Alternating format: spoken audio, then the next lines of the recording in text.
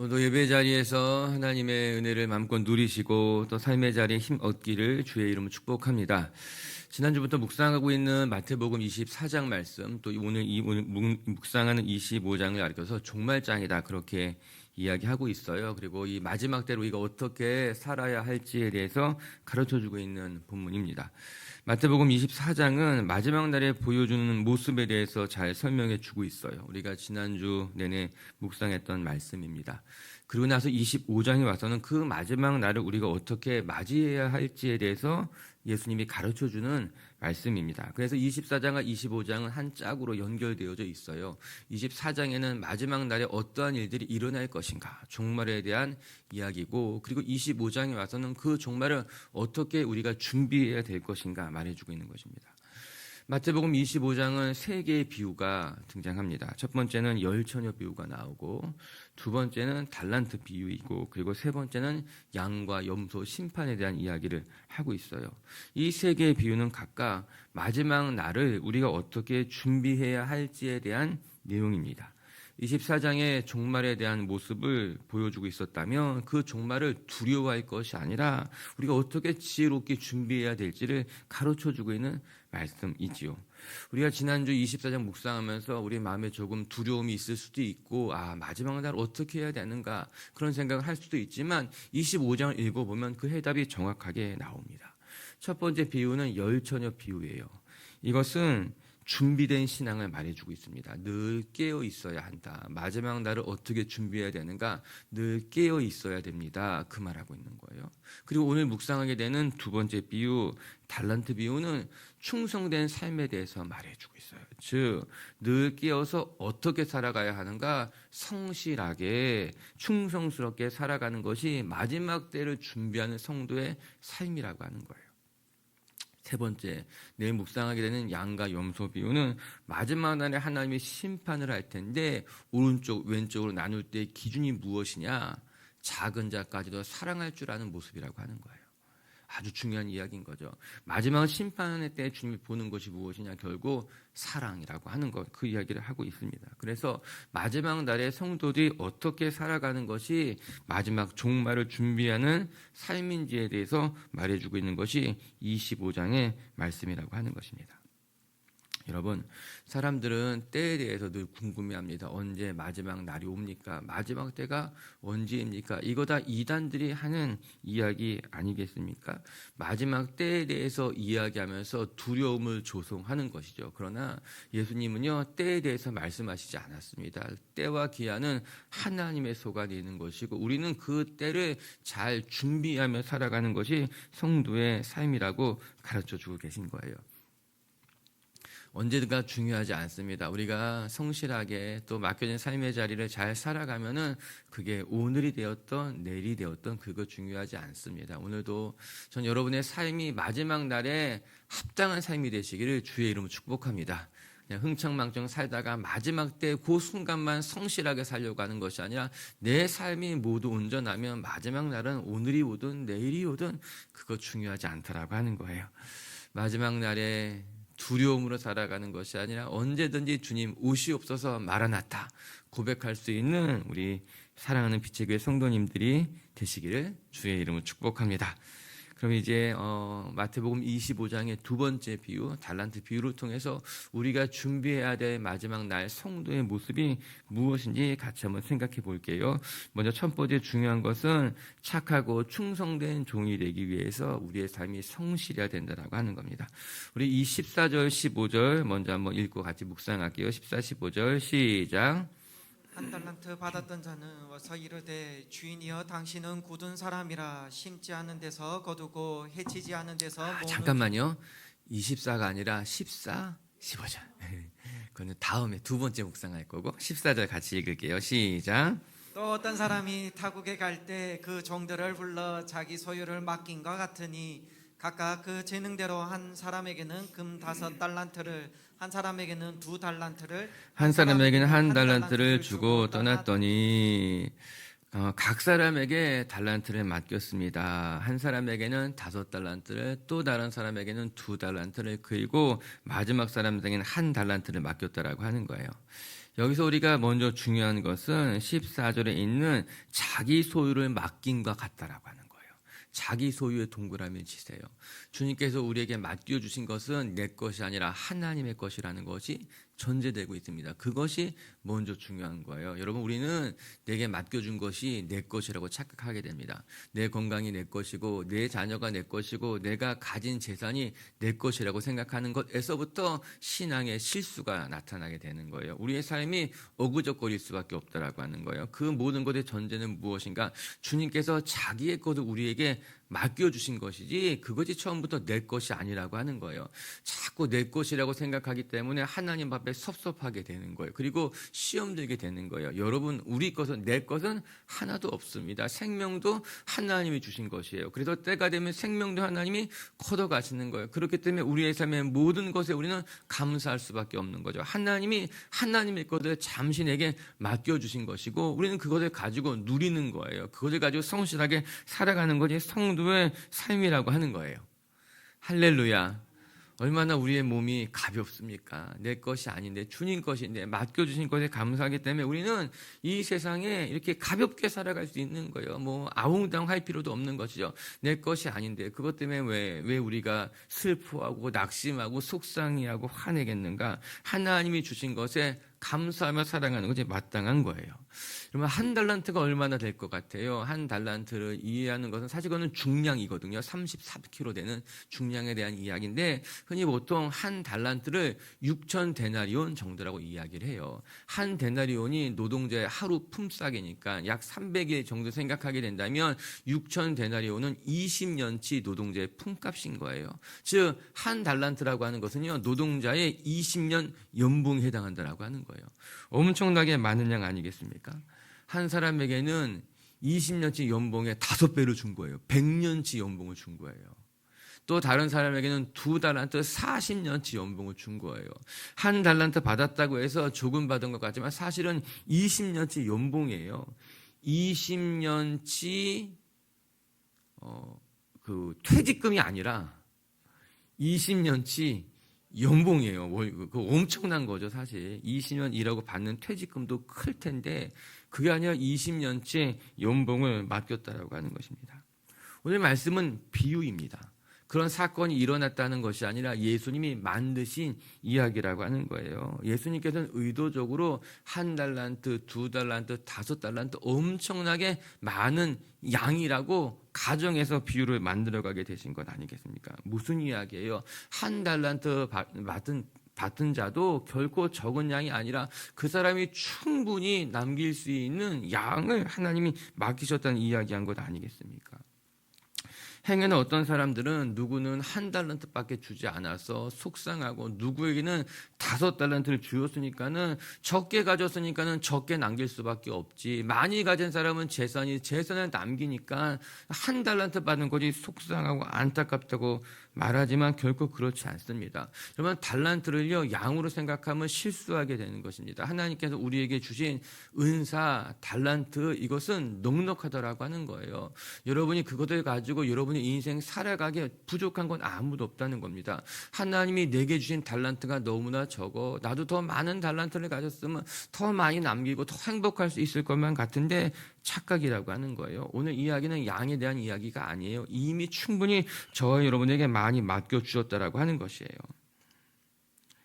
저는 주님께서 주신 것에 우리 먼저 감사할 수 있게 되길 바라고, 내게 맡긴 것이 결코 작은 것이 아니라 충분히 나의 삶을 통해 누릴 수 있고 나눌 수 있고 베풀 수 있고 남길 수 있다는 것을 기억하면서 여러분의 삶에 하나님의 것들로 많이 열매 맺는 인생이 되시기를 주의 이름으로 축복합니다. 그리고 나서 오늘 예수님께서 이렇게 이야기하십니다. 16절과 17절 말씀 읽어볼게요. 시작. 5달란트 받은 자는 바로 가서 그것으로 장사하여 또 5달란트를 남기고 2달란트 받은 자도 그같이 하여 또 2달란트를 남겼으되. 5달란트 받은 사람과 2달란트 받은 사람의 공통점이 있는데 그것이 무엇인가? 16절 말씀해 보니까요, 바로 가서 여기 밑줄을 그으시고 이들의 특징이라고 하는 거예요. 이들의 삶의 모습 또 태도라고 말할 수 있을 것입니다. 5달란트 받은 사람은 그 받은 것을 가지고 바로 가서 일을 시작했다라고 하는 거예요. 17절에 보니 2달란트 받은 사람도 그렇게 똑같이 했습니다. 그렇게 이야기하고 있는 것 아니겠습니까? 여기서 바로 가서라는 이 모습이 5달란트 받은 사람, 2달란트 받은 사람의 삶의 태도였습니다. 그는 하나님께서 맡겨주신 것에 대해서 조금도 주저하지 않고 조금도 게으르지 않고 맡겨주신 것을 가지고 바로 가서 내게 맡겨진 것을 가지고 최선을 다해서 성실하게 살아갔다라고 하는 것입니다. 여러분, 하나님께서 우리에게 주신 것이 있으면 여러분 그것 때문에 고민하거나 주저할 필요가 없습니다. 하나님이 내게 말씀하신 것이 있다면 그것을 가지고 바로 달려가서 순종하는 것이 하나님 보시기에 아름다운 성도의 삶이라고 하는 거예요. 여러분, 이 이야기가 실제 있었던 사람의 이야기가 아니라 예수님께서 만드신 비유라고 했잖아요. 예수님께서 이 5달란트 받은 사람, 2달란트 받은 사람을 어떻게 묘사하고 계신가가 중요한 거죠. 예수님께서는 그들의 모습을 그렇게 그리고 있는 거예요. 어떤 사람이 충성스러운 사람이냐? 받은 것을 가지고 바로 가서 살아갈 줄 아는 사람이 충성스러운 사람의 모습이라고 하는 거예요. 칭찬하고 싶은 사람의 모습이라고 예수님께서 그걸 그려주고 있는 것 아니겠어요? 여러분, 착하고 충성된 종이다 말씀하셨을 때 충성됐다는 것이 무엇인가 맡겨진 것을 가지고 바로 삶의 자리로 나갈 수 있는 그 삶의 태도가 아름답다. 어른들 그렇게 이야기하잖아요. 엉덩이가 가벼운 사람이 있더라고 하는 거예요. 뭐를 시켜도 반딱반딱 일어나가지고 하는 사람에 가르쳐서 야, 엉덩이가 가볍네. 하면 엉덩이가 무거운 사람은 그냥 아무것도 안 하고 주저앉아 있는 거예요. 요것 좀 치우라고 해도 그냥 앉아 있고, 요것 좀 갖다 놔 줄래 이야기도 앉아 있고, 해도 늦게 나중에 어쩔 수 없이 야, 엉덩이가 너무 무겁네. 그런 사람 있잖아요. 성실한 사람들에 가르쳐서 엉덩이가 가볍다고 말합니다. 그런 사람들은 삶도 가벼워요. 하나님께서 맡기신 거 있으면 주저하지 않고 제깍제깍 할 수 있는 사람들인 거예요. 전 우리 교회는 엉덩이가 가벼운 교회가 됐으면 좋겠습니다. 주님께서 말씀하시면 다음에 하겠습니다. 좀 이따가 하겠습니다. 뭐 지금 하나 나중에 하나 똑같죠. 그것이 아니라 지금 기도하라 말씀하시면 바로 가서 기도하는 거예요. 헌신해라 말씀하시면 생각해 보겠습니다가 아니라 바로 가서 헌신하면 되는 거예요. 그것이 5달란트 남긴 사람들, 2달란트 남긴 사람의 삶의 특징이라고 하는 거예요. 할렐루야. 우리 그렇게 살아가면 우리의 삶이 복될 것이고 하나님이 기뻐하실 줄로 믿습니다. 그리고 나서 성경은 이렇게 이야기해주고 있어요. 우리 21절도 마저 한번 읽어볼게요. 시작. 그 주인이 이르되 잘하였도다 착하고 충성된 종아 내가 적은 일에 충성하였음에 내가 많은 것을 내게 맡기리니 내 주인의 즐거움에 참여할지어다 하고. 아멘. 이 말씀이 우리 올해 직분자 교육에서 나누었던 말씀이었어요. 또 빛의 교회 직분자들은 어떠한 삶이 돼야 되느냐? 착하고 충성돼야 된다. 여러분, 충성됐다는 것은 지금 우리가 살펴본 것이고 이제 그 앞에 착하다는 말이 등장하는 것 아니겠습니까?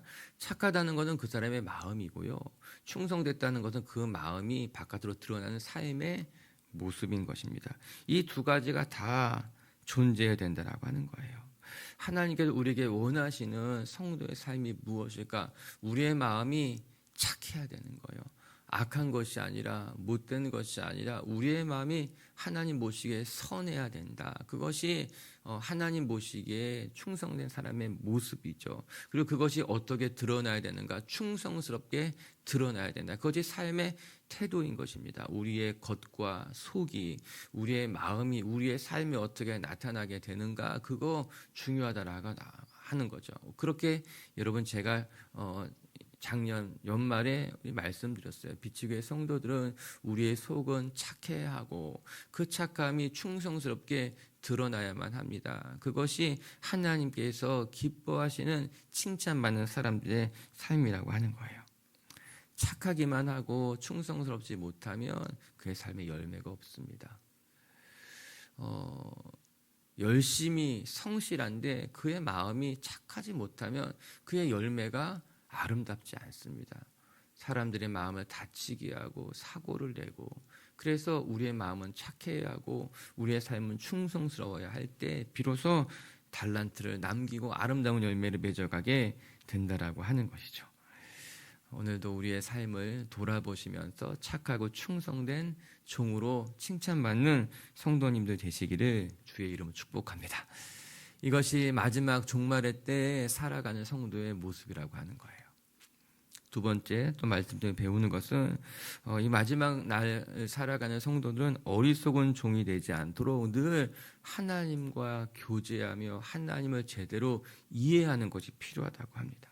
24절 말씀 한번 읽어볼게요. 24절의 말씀 시작. 한 달란트 받았던 자는 와서 이르되 주인이여 당신은 굳은 사람이라 심지 않은 데서 거두고 해치지 않은 데서 모으는 줄을 내가 알았으므로.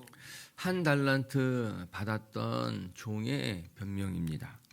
나는 당신이 굳은 사람인 줄 알았기에 받은 것을 가지고 땅에 가서 묻어두었다라고 하는 것입니다. 일단 변명 자체가 안타깝습니다. 이런 변명하는 것처럼 어리석은 것이 없습니다. 여러분, 변명은 차라리 안 하는 게 낫습니다. 그냥 잘못했습니다. 제가 부족했습니다. 다음부터는 더 잘하겠습니다. 그것이 지혜로운 삶인 거예요. 그런데 자꾸만 변명을 하게 되는 거죠. 여러분, 변명이 습관이 됩니다. 변명이 습관이 되게 되면은 그 사람은 더 이상 이렇게 말하면 또 너무 단정하는 건데 변명이 습관이 되면 변하지는 않습니다. 그래서 변명은 사실 우리가 가능한 멀리 해야 될 것. 물론 내가 처했던 상황을 잘 설명할 필요는 있겠죠. 내가 이런 일들이 있었습니다. 나에게 피치 못할 사정이 있었습니다라고 자기가 처해 있는 상황을 잘 설명하는 것은 필요하겠지만 돌아봐야 되는 거예요. 그것이 내 변명은 아닌지. 내가 충분히 감당할 수 있었는데 그냥 내가 변명하고 있지는 않은지. 더 나가서 혹시 내 삶에 변명이 습관화되어 있지는 않은지 그건 돌아볼 필요는 있는 거예요. 그냥 오늘 말씀을 보면서 한 달란트 받은 사람은 진짜 한 달란트로 남기지 못할 사람이구나 싶은 거예요. 그냥 자기가 한 것에 대해서 변명부터 하니까 이 사람이 선한 열매를 맺기는 어렵겠다 그런 생각을 하게 되더라고요. 이건 변명하지 마십시다. 변명만큼 어리석은 것이 없어요. 오늘 말씀은 그것이 중요한 게 아니니까 또 계속해서 볼게요. 오늘 그 사람의 변명이 무엇인가? 당신이 굳은 사람인 줄 알았다라고 하는 거예요. 여기서 굳다, 굳은이란 말은 스클레로스라는 단어인데 이게 단지 그냥 딱딱하다, 견고하다 이런 것을 말하는 단어가 아니라 그 안에 있는 성질을 이야기하는 단어인 거예요. 완악하다, 혹독하다, 잔인하다 이런 뜻을 가지고 있는 것이 스클레로스라는 단어라고 하는 거예요. 즉, 좀 더 원어에 맞게 번역을 해본다면 나는 당신이 잔인한 사람, 잔혹한 사람인 줄 알아서 두려운 마음에 그냥 이것을 땅에 묻어두었다라고 하는 거예요. 행여나 잘못되면 그것 때문에 내가 벌받지는 않을까 두려운 마음에 그냥 그것을 땅에 묻어두었습니다. 그렇게 이야기하고 있는 것입니다. 너무나 안타깝죠. 한 달란트 받은 사람은 자신의 주인에 대해서 전혀 다르게 이해하고 있다라고 하는 것입니다. 5달란트 받은 사람과 2달란트 받은 사람 그리고 1달란트 받은 사람 그들의 주인은 다 똑같은 사람이었는데 5달란트 받은 사람과 2달란트 받은 사람은 자신의 주인에 대해서 잘 이해하고 있었던 거예요. 반면에 1달란트 받았던 사람은 안타깝게도 똑같은 주인이지만 그 주인에 대해서 잘못 이해하고 있기에 이렇게 그릇된 행동을 낳을 수밖에 없었다라고 하는 것입니다. 여러분, 우리는 하나님이 어떠한 분인지 잘 이해하는 것이 필요합니다. 하나님에 대한 상이 각자가 다르기 때문에 신앙의 모습도 달라지게 되는 거예요. 이게 중요합니다. 내가 섬기고 있는 나의 하나님이 어떠한 분인지 제대로 알아야지만 하나님이 원하시는 자녀의 삶을 살아갈 수 있게 되는데 우리가 다 똑같이 하나님의 자녀이지만 우리가 자라온 배경에 따라서 내 아버지의 이미지가 다르게 된다라고 하는 거예요. 그래서 성경이 중요합니다. 우리는 내가 지금까지 경험했던 나의 경험을 가지고 하나님을 바라보는 것만큼 안타까운 일이 없는 거예요.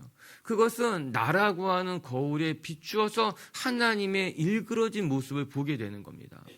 내가 지금까지 경험했던 것이 분노, 부당함, 불편함이라면 내가 바라본 하나님이 그런 하나님처럼 보일 수밖에 없는 거예요. 그래서 성경은 우리에게 내 눈으로 하나님을 보지 말고 성경을 통해서 하나님을 바라보라고 하는 거예요.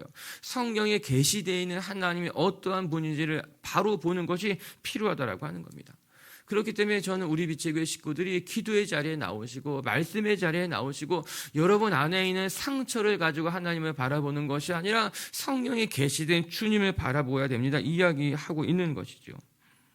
여러분, 우리의 하나님은 어떠한 분이신가? 우리에게 달란트를 맡겨주시고 난 뒤에 너 잘 하나 두고 보자. 너 얼마나 남기는지 한번 보자. 그렇게 우리를 판단하고 정죄하고 그렇게 바라보시는 하나님이 아니라 한 달란트를 맡기시면서 어떻게 해서든지 내가 많이 남길 수 있게 내가 응원할 거야, 내가 도와줄 거야, 부족하면 내가 더 줄 거야, 그렇게 말씀하시는 분이 우리 하나님이라고 하는 거예요. 그래서 하나님은 우리에게 이른 비와 늦은 비를 주시는 거예요. 적당한 비를 내리시는 것으로 말미암아 내가 가진 달란트로만 살게 하는 것이 아니라 이른 비와 늦은 비를 적당히 내려주셔서 그 달란트를 가지고 더 많이 남길 수 있도록 우리를 응원해 주시고 도와주시는 분이 우리 하나님이라고 하는 거예요. 여러분, 여러분의 하나님은 어떠십니까? 끊임없이 비판하고 정죄하고 판단하고 평가 내리신 하나님이십니까? 아니면 오늘도 우리 곁에서 정다히 말씀하시면서 격려해 주시고 응원해 주시고 그런 하나님이십니까? 그런 하나님께 나가고 싶으신 분은 손 드십시오. 우리 그런 하나님께 나가야 돼요. 그런 하나님이 우리 곁에서 우리를 부르고 계신데 자꾸 우리는 내가 경험했던 나의 경험에 비추어서 하나님이 두렵고 무섭고 잔인하고 나를 평가하는 것만 같고 그런 분이 아니라고 하는 것입니다. 오늘 한 달란트 가진 사람의 최고의 최악의 비극은 주인을 잘못 이해했다라고 하는 거죠. 우리 하나님 좋으신 하나님이십니다. 아멘. 여러분의 삶을 보시면서 응원하시고 또 격려해 주시고 부족해도 더 많이 남기기를 바라시는 분이라는 것을 기억하면서 하나님 의지하는 성도님들 되시기를 주의 이름으로 축복합니다. 우리 끝으로 26절 한 절 읽고 마칠게요. 26절 읽겠습니다. 시작. 그 주인이 대답하여 이르되 악하고 게으른 종아, 나는 심지 않은 데서 거두고 해치지 않은 데서 모으는 줄로 내가 알았느냐. 네, 그래서 이 주인이 한 달란트 그냥 땅에 묻은 사람에게 말씀하시는 것이 무엇인가? 내가 나를 잘못 이해했다. 그 말씀하고 계신 것 아니겠습니까? 악하고 게으른 종아, 내가 나를 오해했구나 말씀하시는 거예요. 그런데 이 말씀 속에서 이 한 달란트를 받은 종의 삶의 모습을 발견할 수 있게 됩니다. 오늘 본문에는 그 한 달란트 받은 종이 어떠한 삶을 살았는지는 나와 있지 않지만 이 주인의 말을 통해서 비추어 볼 수 있어요. 무엇이라고 말합니까? 악하고 게으른 종이다. 그렇게 이야기하고 있습니다. 이것이 종의 모습인 것이죠. 주인을 오해하고 잘못 이해했을 뿐만 아니라 그의 삶이 게을렀다라고 하는 것입니다. 앞서 칭찬했던 종들은 착하고 충성스러웠지만 이 종은 정반대로 악하고 게을렀구나 주님께서 말씀하고 계신 거예요. 우리의 삶이 어떠해야만 할까 생각해 볼 수 있는 말씀인 것만 같아요. 여러분, 우리가 악하고 게으르다면 하나님의 은혜가 헛될 수밖에 없습니다. 내게 주신 하나님의 복이 이렇게 많은데 그 은혜를 받고서 우리가 악하고 게으르게 살아간다면 그것처럼 안타까운 일이 어디 있겠습니까? 오늘도 우리 빛의교회 성도 여러분들이 한 달란트 엄청나게 많은 양이에요. 그 달란트 받은 것 감사하면서 악하고 게으르게 살 것이 아니라 착하고 충성되게 살아가는 성도님들 되시기를 주의 이름으로 축복합니다. 말씀을 정리하도록 하십시다. 우리 마태복음 25장은 종말의 때를 어떻게 살아가야 할지에 대해서 잘 설명해 주고 있는 말씀입니다. 그리고 오늘 읽은 25장 중간 우리 달란트 비유는 우리가 어떠한 삶으로 충성스럽게 살아가야 할지를 보여주고 있는 말씀이에요. 마지막 때에 종말의 날 우리가 두려워할 것이 아니라 열처녀의 비유처럼 늘 깨어서 준비된 삶을 살아가시고 달란트 비유처럼 맡겨진 삶의 자리를 충성스럽게 살아가시고 또 내일 살펴보겠지만 양과 염소의 비유를 기억하면서 작은 자 하나까지도 사랑하며 살아간다면 종말의 날이 두렵지 않고 어쩌면 기대가 되고 사모하게 될 줄로 믿습니다. 그렇게 우리 성도들의 삶이 마라나타 언제든지 오십시오, 내가 준비됐습니다 고백할 수 있는 성도님들 되시기를 주님의 이름으로 축복합니다. 첫 번째 달란트 비유를 통해서 배우는 것, 우리는 하나님께서 맡겨주신 것에 대해서 착하고 충성된 삶을 살아가야 되겠다. 오늘도 여러분의 삶이 하나님 안에서 성실할 수 있기를 한 시간도 아깝게 놓치지 마시고 성실한 성도님들 되시기를 주의 이름으로 축복합니다. 두 번째, 악하고 게으른 종이 되지 않도록 우리는 우리의 주인 대신 하나님을 잘 이해해야만 합니다. 전 우리 빛의 식구들이 주님과 매일매일 깊이 교제하시면서 우리 하나님이 어떤 분이신지를 이해하고 하나님과 동행할 수 있으시기를 주님의 이름으로 축복합니다. 우리 같이 함께 기도합시다.